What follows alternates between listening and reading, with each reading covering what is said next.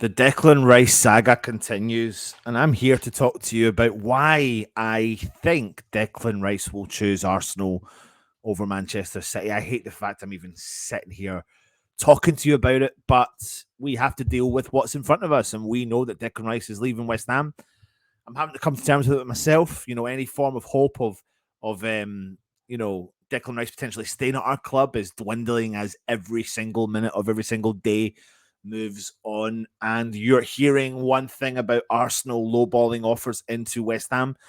The next minute you're hearing out of the blue, Manchester City preparing an offer to West Ham that's going to look more likely that West Ham will accept. But does that mean that the player will accept a deal from Manchester City? Now, when you look online, Arsenal fans are back at their best. They're going mental online. They're going mental on the internet over the emergence of Manchester City coming in for Declan Rice. They're saying it's just like Mudryk. Who remembers that when he could have signed the Ukrainian international and Chelsea slipped in and got the player at the last minute? Pay the price. Stop embarrassing yourselves. Rings very true to similar to West Ham as well. You know, low balling players and not getting them over the line. And then people are saying Arteta is going to leave if we mess this one up. But what I could say is, calm down, I suppose. You've got to Arsenal fans, you've come off a better season than you've had in many a season. And you are even in the conversations about signing top level players, something that you've not been able to do for such a long time. And this following reasons are maybe reasons why I think Declan Rice may end up signing for Arsenal over Manchester City. Again, though, the key element here is that they have to get an offer over the line that West Ham finds suitable. Now, so the first thing first is, if you're led to believe what you read and what you hear through the grapevine, it looks like Declan Rice may want the move to Arsenal first and foremost. He's a London boy. He's got a new baby. He's got friends all over London. He's also got friends at Arsenal due to the England international setup. And obviously, there's a clear path in the first team. So I've got kids, and uprooting them, when you've got family close by, both sets of parents, a strong network of friends that you've built around. And also, with all due respect to wherever you live in the world, living in London with money could be more advantageous than living anywhere else. We all know London's expensive, but living in London with money would be pretty cool. So that's the first port of call we can address. The second part is the data. The data on the current City backup players is quite sad if you really look at it. Now, if you look at Calvin Phillips as part of the deal and what happened with him when he went to Manchester City, that should be and could be a major flag. Now, I don't think for 1 second Calvin Phillips is in the same breadth as Declan Rice, but you've got to think about the talent. Signed for £50 million, and he's had 291 Premier League minutes. And he's an England international that cannot get a sniff at a game. And why is that? I think we all know why that is. That's because of one player only, and that's Rodri. He played 4,500 minutes of football. He never looked tired. He never got injured. He never let Phillips get a look in. He's 27 years old. And do you think he's going to move over very easily for Declan Rice next season? I think not. How could his presence not be a factor? How could the treatment of Phillips not be a potential concern? Or Declan Rice thinks, I'm going to play with one of the best players in the midfield, and the two of them start. But that could be a red flag. Number 3, West Ham always have been looking for bids to come in. More bids. West Ham want a bit more. The owners want a bit more. He's a generational talent. We can't deny that. He is top level. And we are in for a rebuild this summer and quite possibly another rebuild next summer. I'm looking through our squad and there is concerns. I'm not going to lie to you. There really is. And West Ham have to get as much money as we possibly can through the door from this Declan Rice deal. 1,000,000%. And West Ham are looking for a minimum of £100 million. So we know that Arsenal want the player.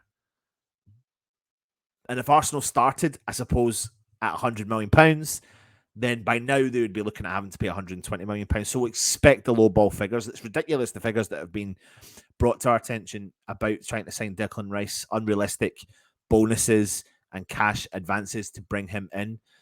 But David Sullivan doesn't have many options because he knows where the player wants to be. Now, Declan Rice has conducted himself very well behind the scenes, obviously, staying quiet, not putting his voice out there to be heard. He wants to remain humble, but also respectful of the club that he plays at. So it's a tough place for him to be. Another thing to look at is the leaks are all coming from West Ham. We know this now as West Ham fans that leaks come out left, right, and centre. And the transfer gossip that comes out is relentless.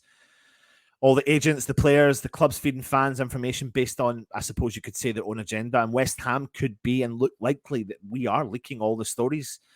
That is standard practice, I suppose you could say, when it comes to transfers over time. But I suppose what the aim really was to do was try to embarrass the team that were making the bid and forcing their hand. And a lot of people now are saying that Manchester United are interested and they're trying to push the Manchester City bid, which hasn't arrived yet, despite them knowing the price for the player. But again, remember, the leaks feel like they're coming from one area and one area only, and that is West Ham. You can't help but feel like West Ham are leaking this stuff to the press. So the hope is that we're going to enter a bidding war, but we are talking about the best player of our generation. So, yeah, that's an interesting point. Next point could be that Manchester City just might not be as appealing as a lot of people think. Who replaced Gundogan at Borussia Dortmund? Jude Bellingham. Manchester City wanted to sign the England star. He's 19 years old. He is a very good technician on the ball, but he refused to move to City. Why? Because let's be honest here, Man City do have a reasonably uncertain future ahead of themselves because the whole of football knows that Pep's not going to be there forever. And a lot of these young players that come in want that stability and probably want to work under that top level manager of Pep. So you could see players like that give them a swerve and move elsewhere. On top of that, you've got the sanctions that could come to Manchester City over the coming years if all the charges that were brought to the attention do turn out to be true or not. But that's going to bring some mud onto the area of Manchester. The next point I could say is apparently Mikel Arteta has met with Declan Rice a few times. We know that Arteta is a corporate machine.